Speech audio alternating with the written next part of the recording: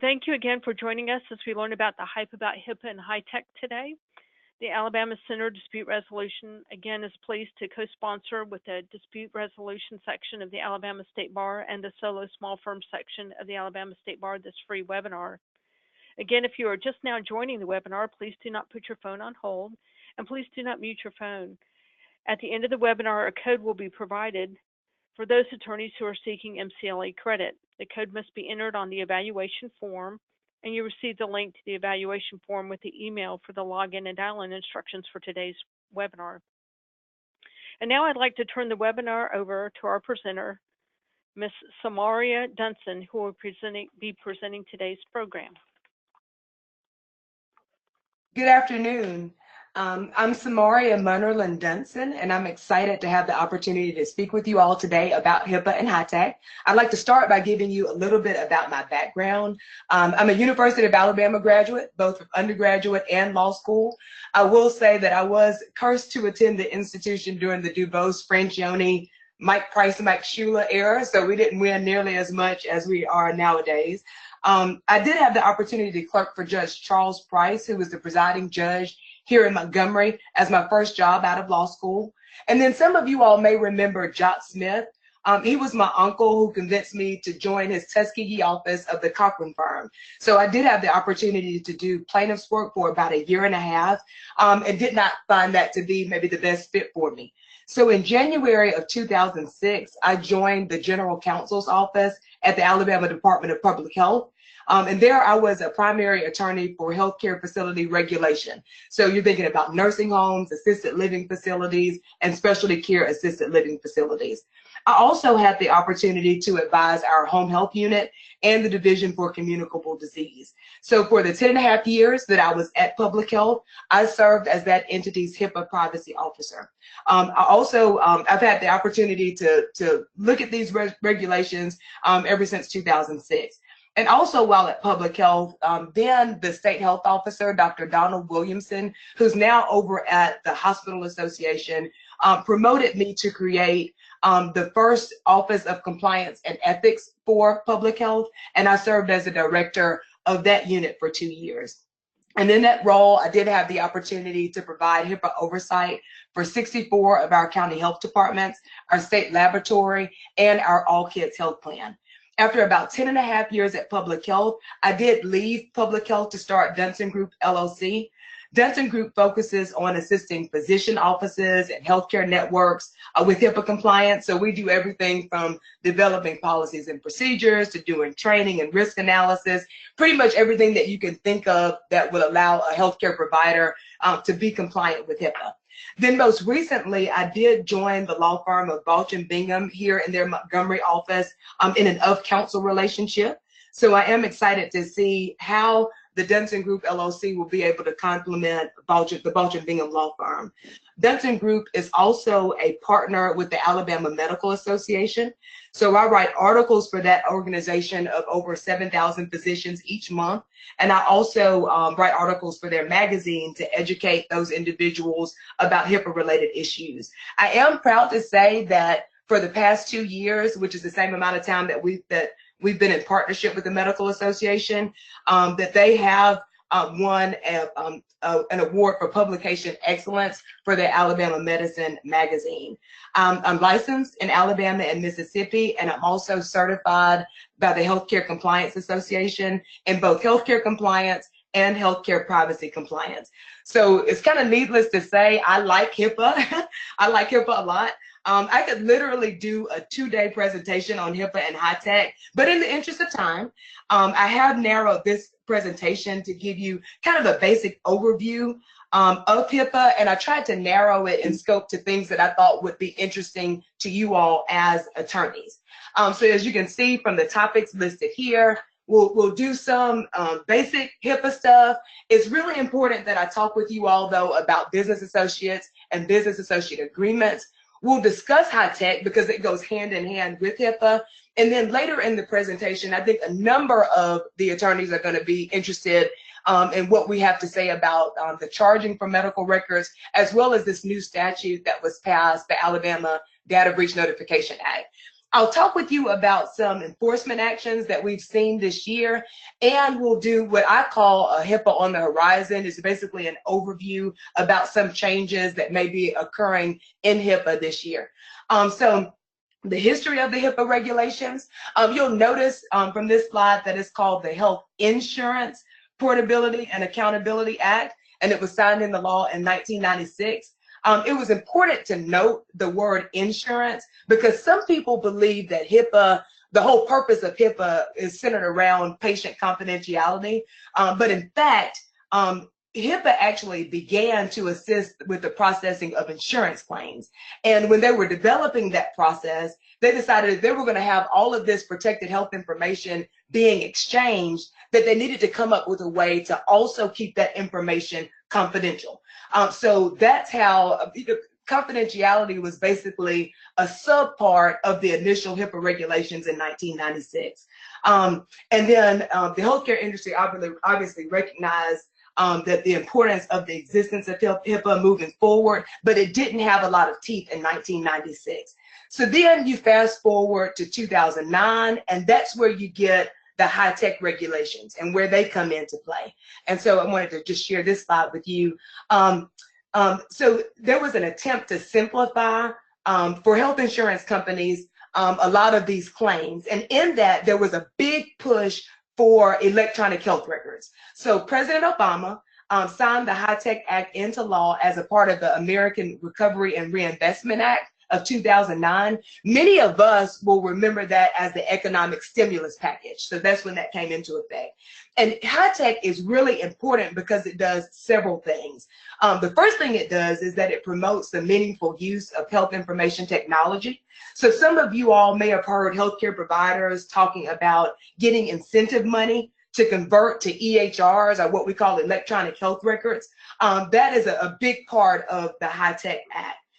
And perhaps more important is that it introduced these really large penalties for entities that were not in compliance with HIPAA, which obviously got the attention of a lot of executives and administrators in terms of really giving teeth to the HIPAA regulations.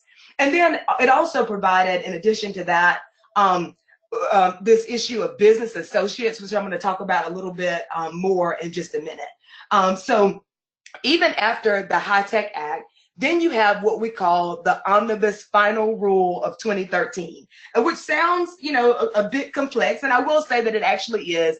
What this final rule did was it, in my opinion, I'll say, it married the old HIPAA rules that we already had in place from 1996, along with the HITECH Act and the things that came about in the stimulus package together in this one final rule. So that was passed in 2013. I thought it was a really successful rollout of that. And for those of you all who worked with healthcare providers in 2013, you will recall that there was a huge scramble to bring everyone into compliance with those regulations. So with this slide, I do want to say, whenever you begin a conversation about HIPAA, you have to understand that you're not talking about HIPAA if you're not talking about protected health information. This is like a basic foundation of HIPAA principles. So protected health information is any information about an individual in terms of their past, present, and future medical or mental condition when it's transmitted or maintained by a covered entity. So I want to give you some examples of that. You'll see over here on the left some of the things that we all think about when we think about protected health information: name, address, date of birth, diagnosis, social security number. We all know that that information cannot be shared. But the regulations say that there are actually 18 identifiers. So you'll see several others listed here. A lot of people don't realize that if your email address has been given to your healthcare provider and they manage to lose that email address along with some information so that people would know that the email address came from that particular provider, that could be considered to be a breach of information.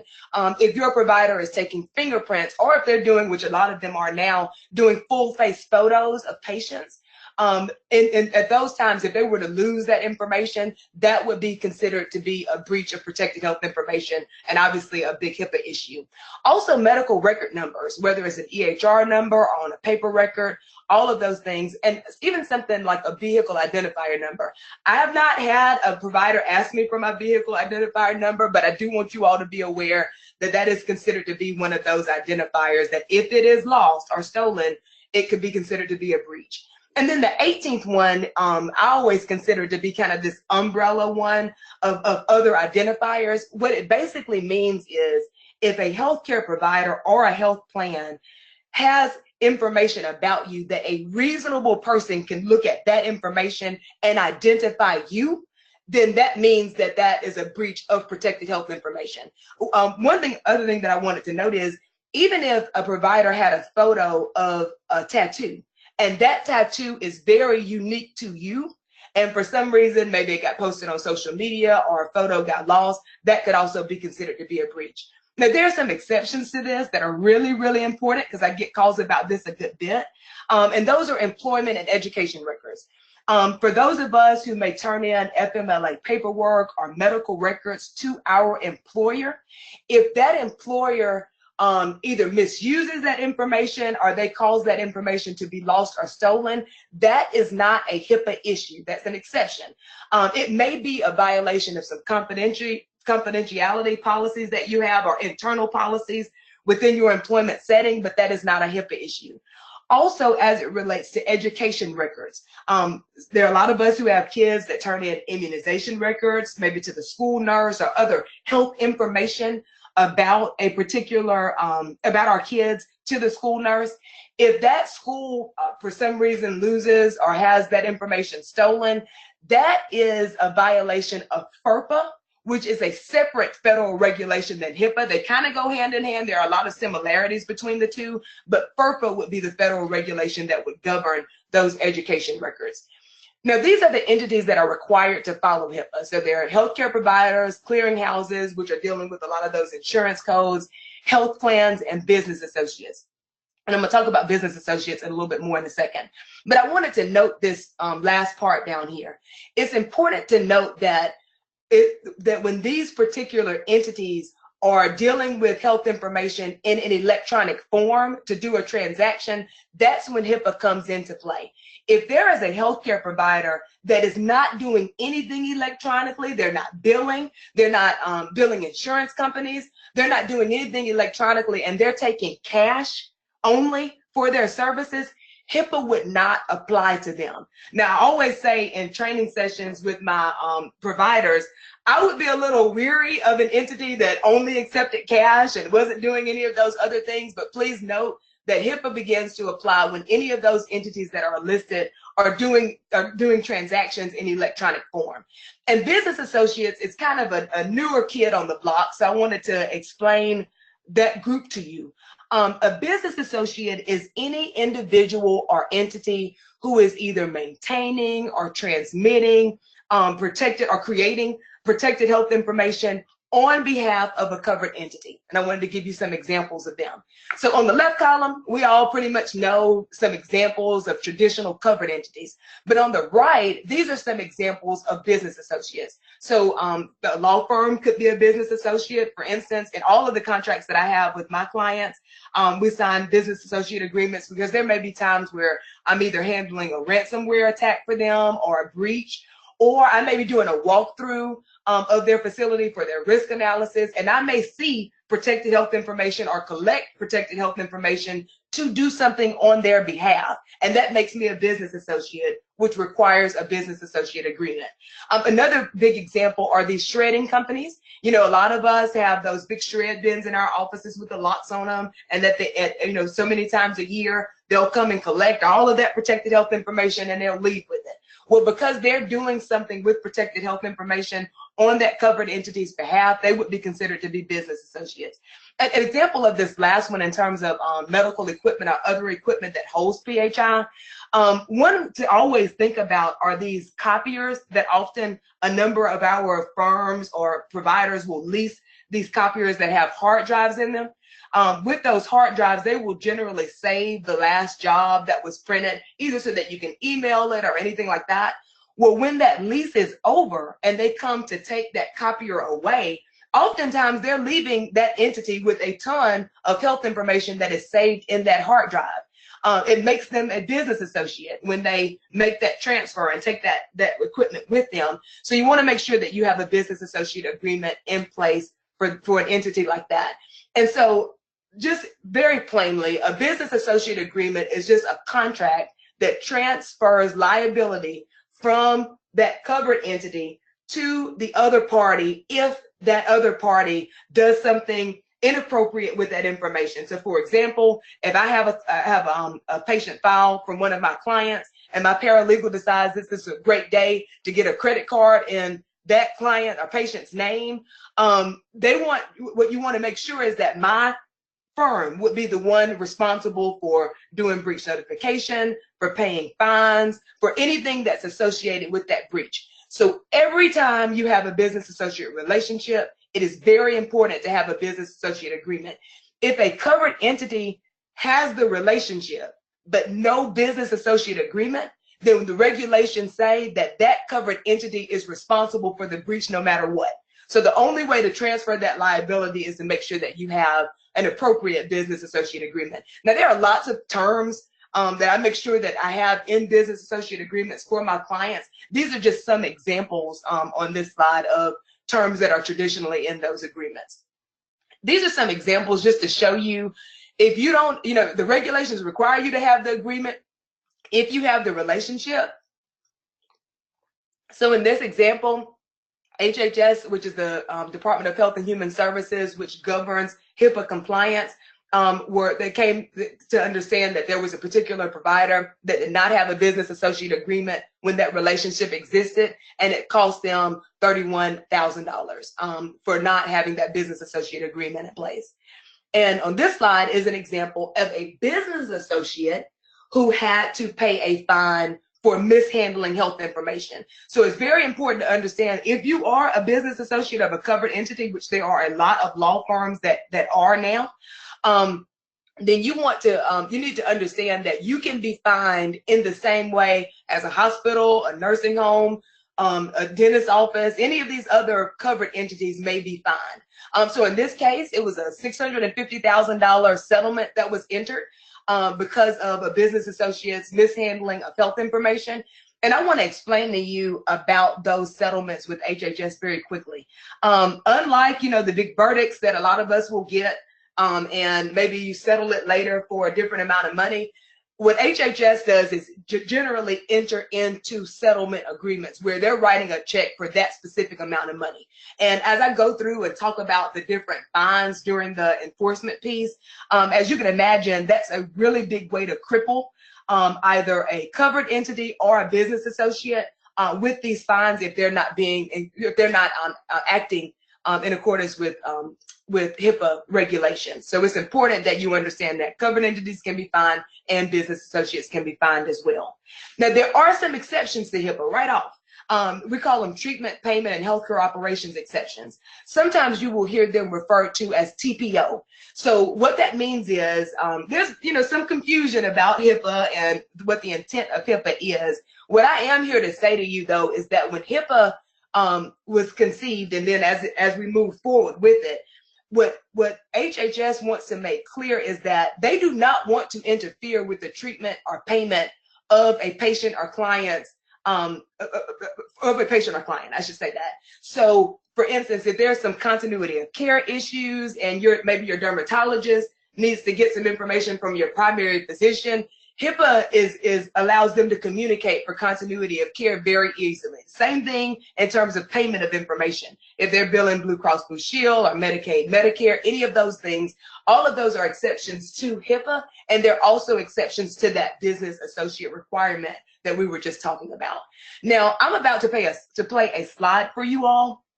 Generally, in my training that I do for healthcare providers, it is very skit driven. So if I'm doing a training for about an hour and a half, We may have about 8 skits that play out different areas. One reason that I do that is because I do know that generally when I'm doing HIPAA training, I'm generally the only person that goes into that HIPAA training excited about HIPAA.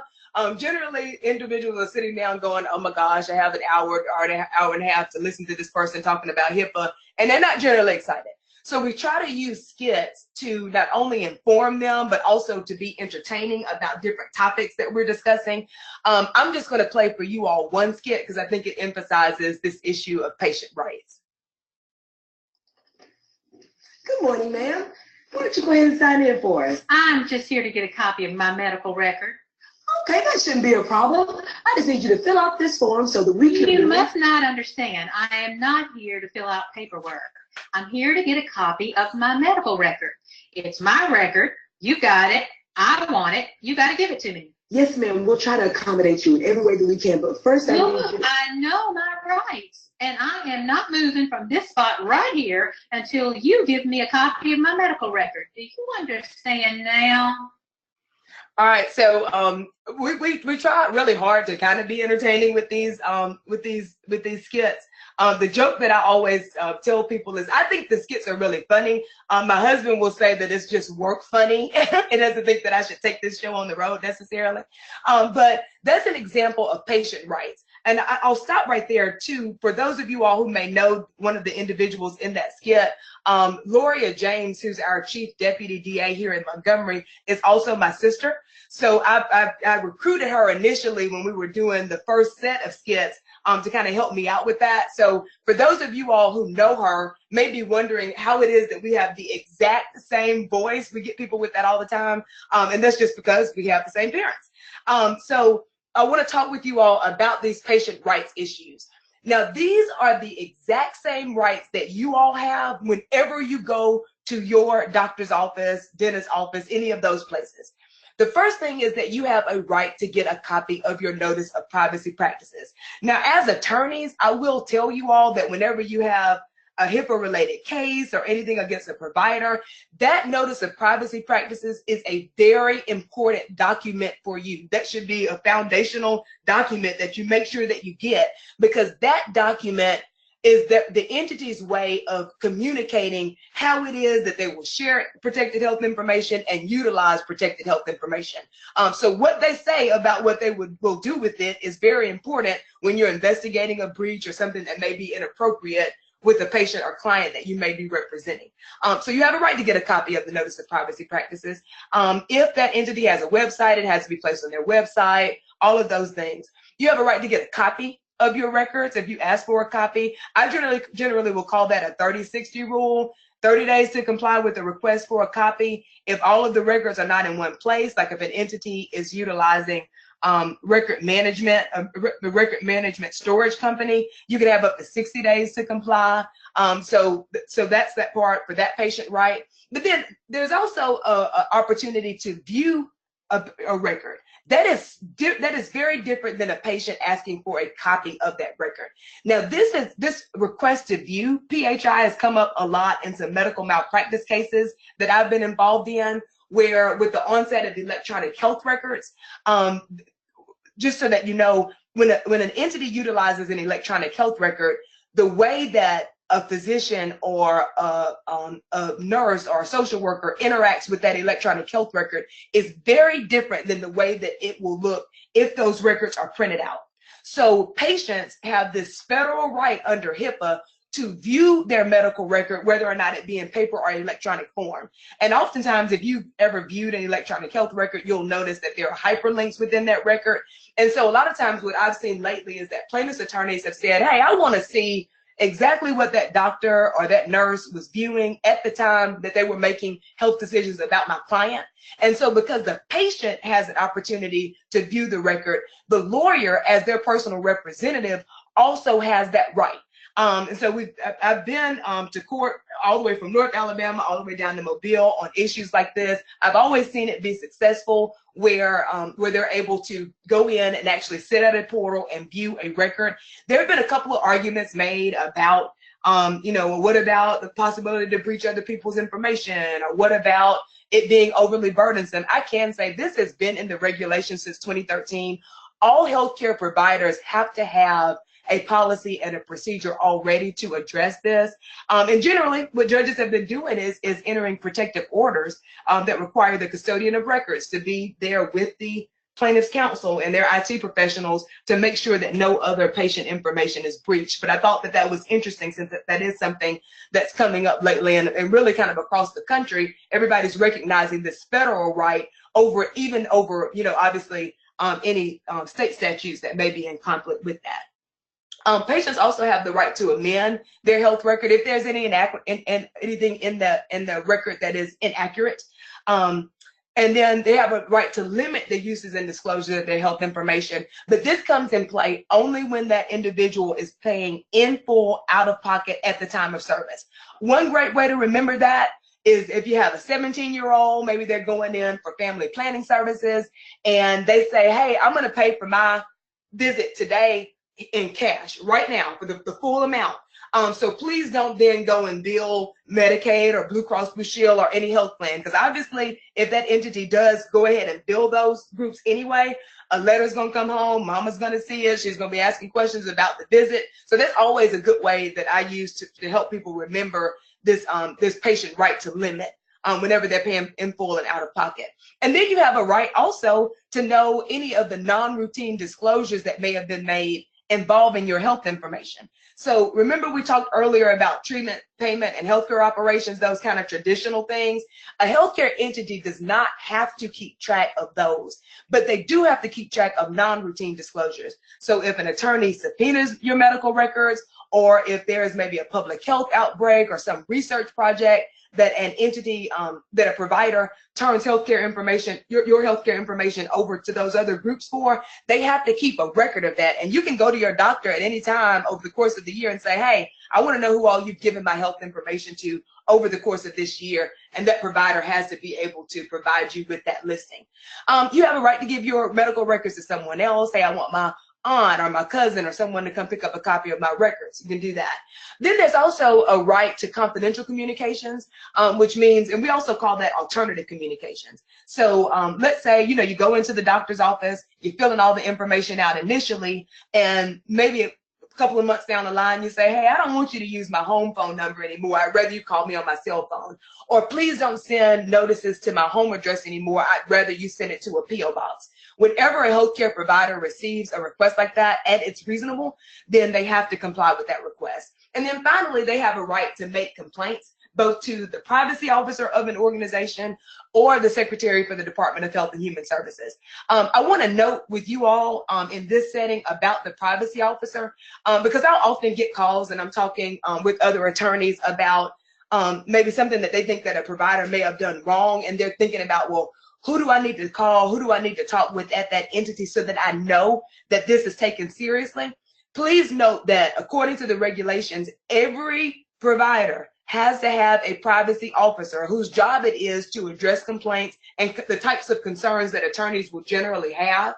And that designation has to be in writing according to the regulations. So that is the privacy officer will be the go-to person if you all have concerns at a provider's office. Now, also important to know are things that you cannot have. These are reasons that you may deny a patient and therefore that patient's attorney an opportunity to have different aspects of their health information. So if it's an inmate and they're in maybe the custody of a jail, and maybe the person that's transporting them, the officer says, hey, if you give them a copy of their record right now, it may cause some issues with us in terms of safety issues transporting this individual. They could deny you a copy of your record. Sometimes there's information from other sources. For instance, maybe a hospital may communicate some information to a primary physician, and a lot of times you'll see this at the bottom. It'll be marked red and it'll say confidential. And what that means is that the hospital is saying, hey, primary care physician, I don't mind you having this information on the client because I know that you need it for continuity of care. But if this patient ever asks for a copy of the records, you cannot provide this as a copy when you're providing the file to that individual. Another thing that's important to note down here is psychotherapy notes, because I get this a good bit where attorneys are wanting to get a copy of psychotherapy notes or psychotherapy records. It's important to note that unlike the other records that an individual may have, psychotherapy notes and records do not belong to the patient. So the patient cannot authorize you to have them. In fact, the patient cannot have those notes themselves.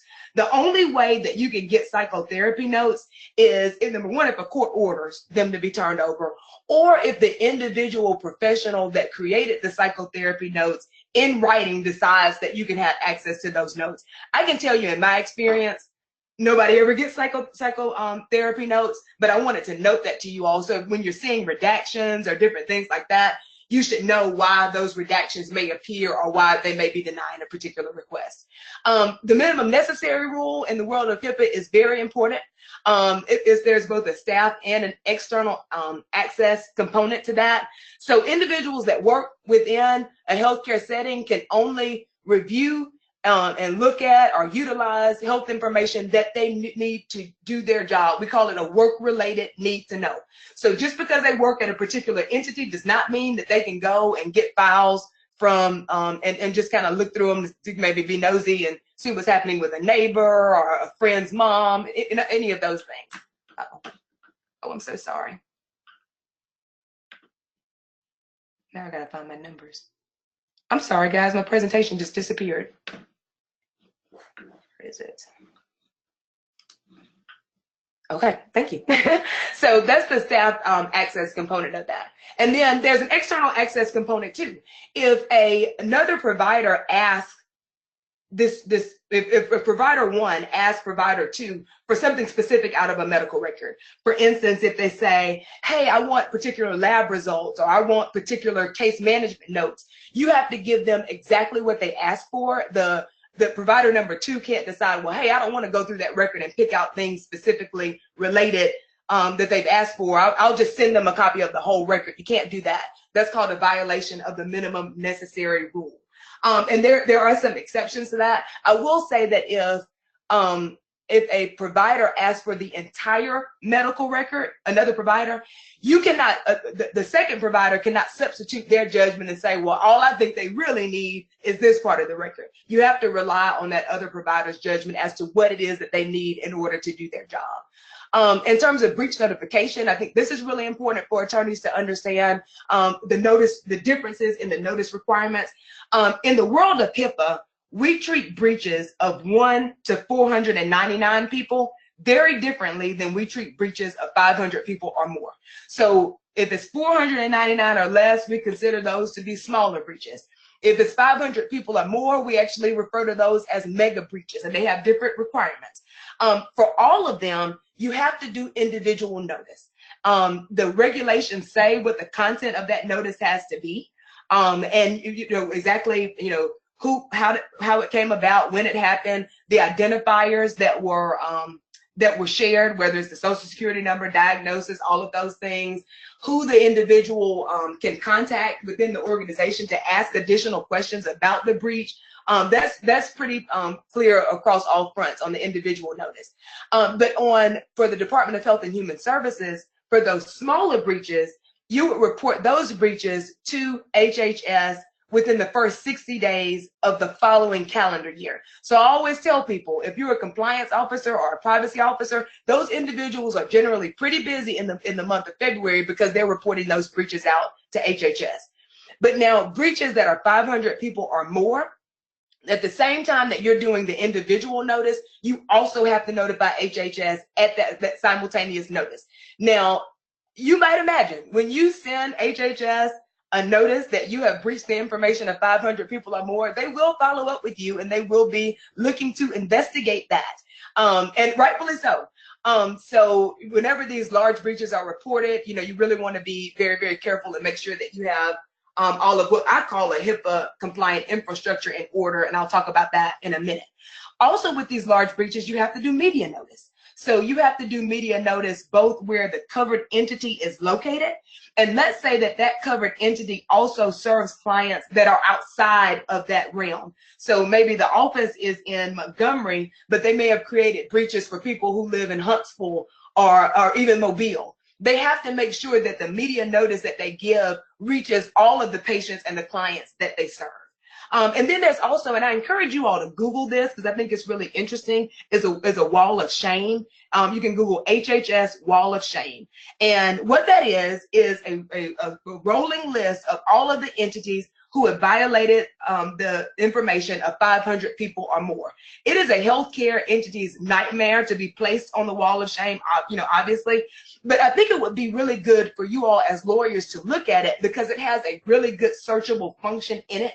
And it will tell you, it's almost like Google. So you can enter in your physician office to see, hey, have they breached more than 500 people? Because that obviously has a really chilling effect of, whether or not you want to continue to go to that particular provider. So, be very interested in that. You can also, if you have a case or something like that, Google to see if those entities have had large breaches in the past. So I wanted to define breach for you all. It's an impermissible use or disclosure that compromises the security of protected health information and electronic protected health information. So your normal PHI are things that we already discussed within those identifiers. Often they're in paper records, maybe even verbal exchange, but ePHI is governed by the security rule of HIPAA. So a lot of places that this ePHI will live or reside is in our emails, on flash drives, laptops, all of those types of things. Now, there's an exception to breaches that I use when I deal with what I call hybrid entities all the time. So you have covered entities, which means everybody within that entity that's employed there is dealing with health information. But you also have what we call hybrid entities, which means that there may be some organizations that are so large that there are some aspects of that group that deal with health information all the time and other ones that do not deal with health information at all. And so if you train everybody and force everybody to review the same HIPAA policies and procedures, then you won't create a breach within your organization. And you can see there, and in the interest of time, I'll move on. It is a requirement that these breaches be mitigated to the extent possible to lessen the impact or the threat to the patient or client. And encryption is going to be your biggest safeguard to breaches. If a device is encrypted and it's lost or stolen, you don't have to worry about issues related to reporting breaches. So I require all of my clients to make sure that they're doing email encryption and laptop encryption. This is just a slide. Y'all can obviously have this printed out, but I wanted to note that back in 2013, these numbers were different. These numbers are increasing because of inflation from an act that was passed back in 2014 to make sure that these fines are continuing to act as a deterrent to covered entities in terms of HIPAA violations. It is criminal to violate someone's HIPAA rights. I did have an opportunity to testify in federal court against one of our past employees when I was at Public Health for her participation in taking information and wrongfully disclosing it for false tax returns. She did end up spending about 7 years in federal prison for her participation in that, and she only received like a couple of $100. So people do go after people who work in healthcare because they know that they have a lot of those identifiers that we discussed earlier, and they're trying to get lots and lots of that information. And just as an enforcement update, I picked the month of February in terms of enforcement because I thought that it gave a good scope, a good broad scope of different types of things that people are being fined for. So with Fresenius, this was a provider in Texas that was treating chronic kidney failure, and they had a couple of breaches that they reported, and it's not unusual for covered entities to report breaches.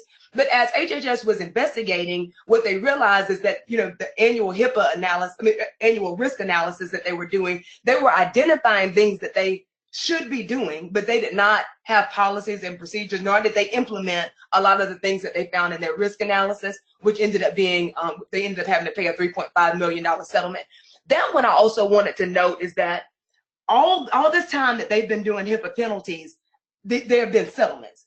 This was the second case that it actually went to an ALJ, because these are all administrative proceedings. So this is the second time that it actually went through an ALJ. The ALJ did side with HHS. So of the 2 times that it's gone through the entire administrative proceeding, both times HHS has been successful. So I've not seen a case yet where HHS has not gotten the settlement that they requested, or like I said, in these administrative proceedings where they've not been successful.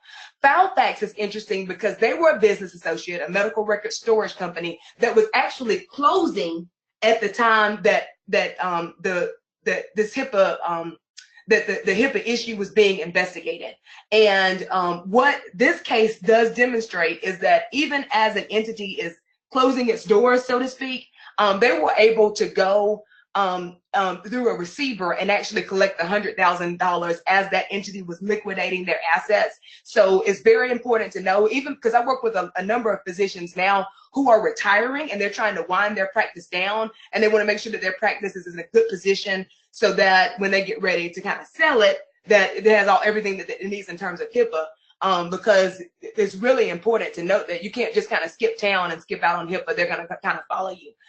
In terms of enforcement updates, just wanted to share with you some proposed changes that they're looking at making to the HIPAA regulations. One has to do with the opioid crisis that's occurring, where individuals are either incapacitated or unable to communicate. And so healthcare providers need to be able to talk with family members and friends about how it is that they can help treat that particular patient while they're incapacitated.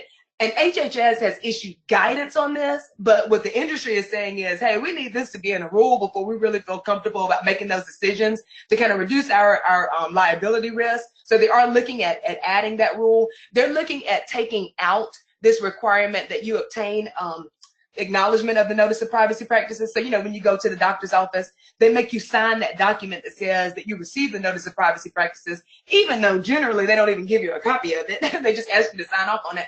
Well, it was a requirement that they keep, or it is a requirement that they keep that acknowledgement form for 6 years. So what the industry is saying is, hey, if you can even refuse to sign that document and we still have to offer services to that patient, can we take that requirement out? So they're looking to do that. And then also, even this year alone, they've had settlements from $5.5 million all the way down to $100,000. So what HHS has been saying now is that, hey, how can we share some of the money that we're collecting in those settlements with individuals who are actually being affected by the breach? Because some people can't file electronic tax returns now, or they're having all of these issues with credit monitoring and having to pay for that. So they're looking at how they can share that money. This slide, I won't read it to you, but these are some of the things that I consider to be a part of an entity's basic HIPAA infrastructure. My business as a consultant, we do these things for individuals and a lot more of those things. But whenever I see an entity that does not have at least these in place, it kind of tells me that this may be an entity who is either unable or unwilling to comply with the regulations. This one I think is a really important slide for you all, and I've been getting a good bit of attention on this. In interest time, I'll kind of speed it up. And this has to do with charging for medical records when you're the patient or when you're the patient representative. So what the regulations say is, because HIPAA under their patient rights say that you have a right to a copy of the medical records, you also have to treat a patient or their patient representative, which means the attorney that's representing that patient, differently when they're asking for copies of their records than you may treat a third party, for instance, opposing counsel, maybe the defense counsel, when they ask for a copy of their records. And what it basically says is that this has to be a cost-based fee. You cannot charge for retrieval or any of those things. The only thing that you can charge a patient and their patient representative with is the labor of copying, for copying the protected health information, whether that's an individual or paper format, the supplies that were used, so the actual paper, or if they ask for an electronic copy, that it be on the USB drive or anything like that, and the postage that would be used if the individual asked that it be mailed to them. It is very important to know that if an entity utilizes electronic medical records, they cannot charge you a per page cost for that. That does not fit into the cost-based fee model. I did recently do an article on this, and it's going to be on the Dunson Group website as soon as our IT individual is able to upload it, and it gives a lot more attention to this issue. So that I would encourage you maybe at the end of the week to go in and look at that. But it's really important to note that, because my husband works for a plaintiff's firm, and he was saying, oh, the money that we spend in getting, medical records. And I was saying, well, as the patient representative, there's a separate HIPAA right for that. So it's important to know that right. Also, if an entity has medical records kept electronically, they can choose to what we call do a flat fee charge of $6.50. But I don't want you to be confused by that. If they decide, hey, I don't want to figure out, you know, the labor costs exactly for every transaction that we have, we'd rather just say, hey, across the board, if we're giving you either like maybe do through email encryption or something, we're giving you the information, we're just going to charge $6.50. That is their option. You can't demand that they do the flat fee. It's up to the provider about whether or not that they choose to do the flat fee or not. And then again, none of these things apply to a third party request. This is only for the patient and the attorney that's representing the patient. Also, the Alabama Data Breach Notification Act of 2018. I just submitted an article to the Medical Association about this, so look forward to receiving that both on the website and in the magazine. But I want to go over it with you a little bit, and then I'm going to get close to ending the presentation to ask questions. All of the states now, including the District of Columbia, has adopted these statutes which protect consumers. Now, Alabama was the last one to adopt these standards, but I will say that they really are among the most comprehensive of all of the states. And Alabama actually also has a cybersecurity safeguard and all of those things, and it runs really close with HIPAA. But I would encourage you to look back at that statute because they define covered entities much more broadly than HIPAA does. So a lot of us are going to, under the Alabama statute, are considered to be covered entities, even though we would not necessarily be considered to be covered entities under the HIPAA regulations. So please know that. I mean, these are examples include sole proprietorships, partnerships, government entities, corporations, nonprofits, trusts, estates. All of these entities now have to follow this Breach Notification Act of 2019. They have a third party requirement too, which basically kind of acts as that business associate thing that we talked about before. And there are a few exceptions. So if it's information that is public government record, that would not be information that is considered to be breached. And also obviously information that has been de-identified or encrypted, which means that people can't see those identifiers that we talked about. Those would not be considered to be breaches either. Now for my healthcare providers that are clients, there is an exception that says if you already have to deal with or already have to comply with federal mandates for breach notification, you can still do that. But you also have to make sure that you're fully compliant with HIPAA, which a lot of providers are not, in terms of having appropriate policies and procedures, and that you're not compromising this information. But if you breach the information of 1,000 people or more, there's this requirement that you notify the Attorney General's office, and the Attorney General's office can choose to take action on behalf of residents in our state, whether or not it's one or multiple residents who have had their information threatened by any of these covered entities that we're talking about, in terms of basically not complying with keeping individuals' information confidential. So they can choose to take action in federal court. They have to notify the Secretary of HHS when they do that, and HHS has an opportunity to intervene if they would like to do that. Now, there is an opportunity though for both HHS in federal court and the Attorney General's office to kind of simultaneously be having actions against a covered entity, meaning that maybe HHS is pursuing that on the federal level, but then we also have state statutes. These are just examples of some that I'm familiar with in terms of mental health and communicable disease information that can be breached, that you have there may be action taken in state court in order to represent your client on those particular matters. I have to tell you, in my experience, these have been the most costly. These are ones that you're getting tens of thousands of dollars for breaching an individual's information, and you don't even have to breach a lot of people, in my experience. Just because these types of diagnosis and different things that are in these particular records and those statutes are so sensitive. I've seen where individuals or groups of people will give large amounts of money for breaches associated with those. So that is the presentation today, and I'm happy to take any questions from anybody who may have any. Do we have any questions? I have a question. Okay. Can you hear me? Yeah. Okay, so my name is Lana. And if you are representing, say, a business, and that business has employees that give all types of excuses for absences from work related to them being at the doctor or taking family members to the doctor. How does HIPAA, or could there be a HIPAA violation from that employer trying to confirm the excuse that's been provided, medical excuse that's been provided for doctor's visits for themselves or other family members?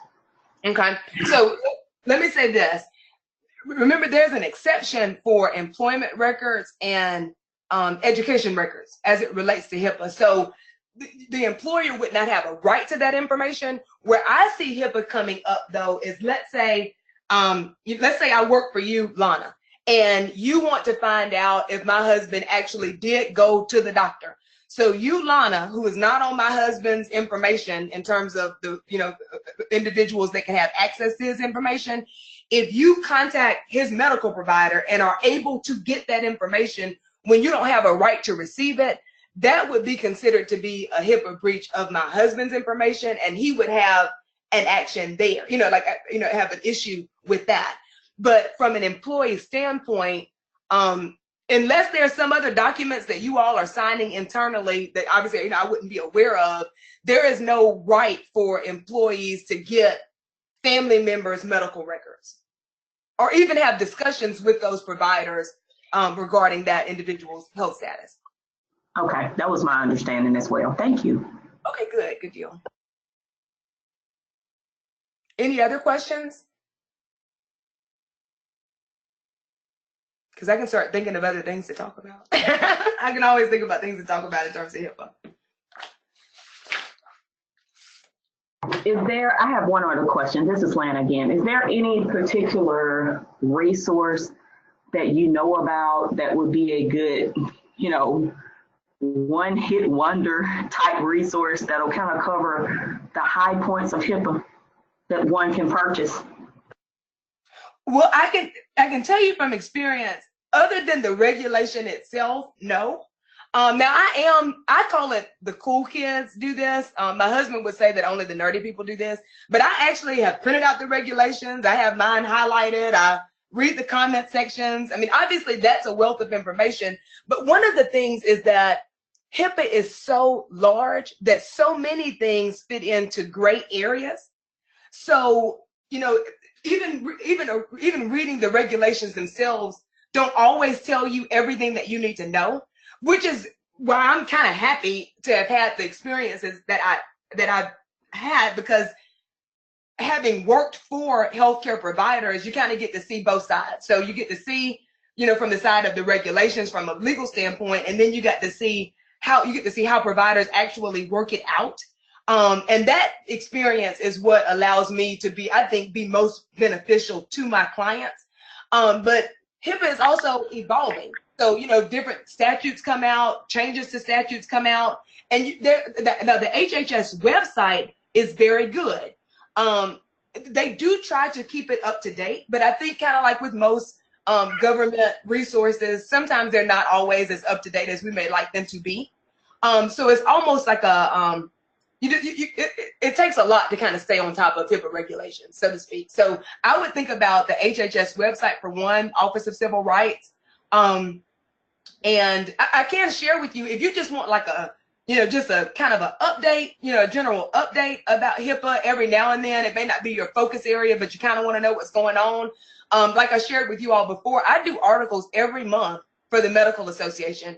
On my website that you see here, dunsongroup.com, if you go on there and just click on Alabama Medical Association, I put in, do articles on kind of what I think are the hot topics or anything that's new to HIPAA that I think that providers need to know. And that may act as a pretty good resource for attorneys who may not want to spend their entire practice, focusing on HIPAA, but they kind of want to hit the high points or at least be able to know when there's something that's new that's out there. Perfect. Thank you so very much. Oh, you're welcome.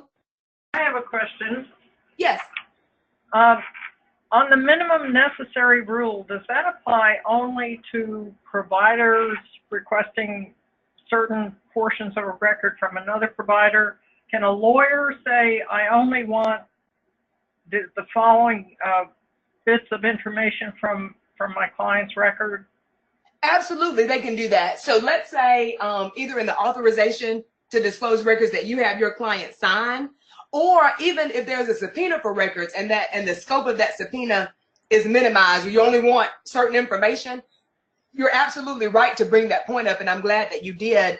That covered entity or provider has to give you exactly what it is that you ask for. If you find that they're giving you more than that, that is a violation of the minimum necessary rule, which should be a violation of their policy because they're required to have that in their policy, which can lead to disciplinary action of the individual who did it. But in order to try to resolve that problem, my option would be simply to file a complaint with the what is it, DHS or whatever Well, it's called. I'll tell you, the easiest way that I can think to resolve an issue like that is to go directly to the privacy officer of that organization.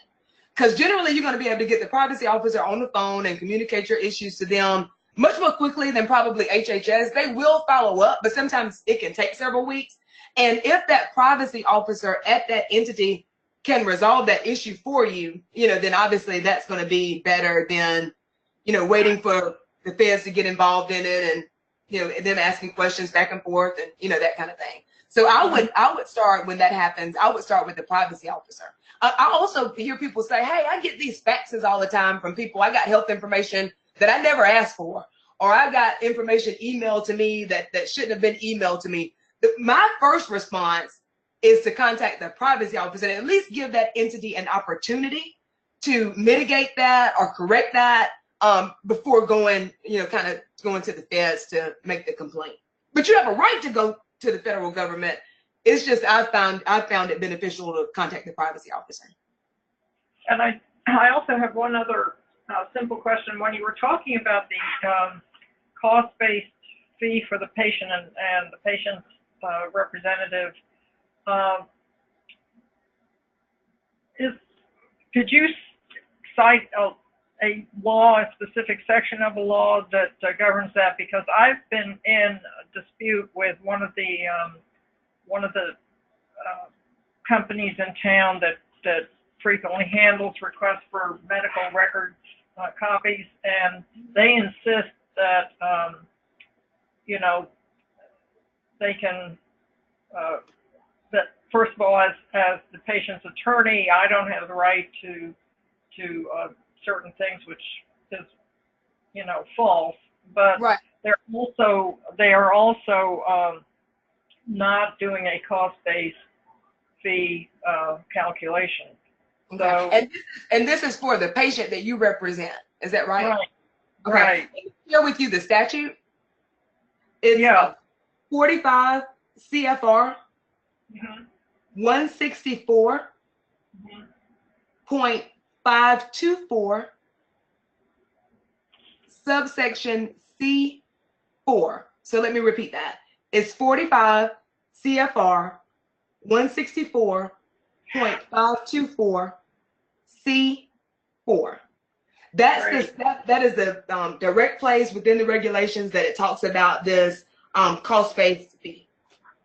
Okay, thank you. Sure, no problem.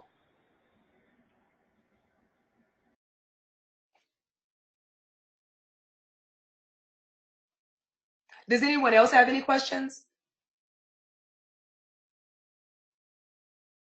Well, my contact information is here. It looks like it's about 4:01, so I don't know if we're about ready to close up. I have time, if anybody wants to ask any additional questions, but I'll ask Eileen what her preference might be in terms of moving forward.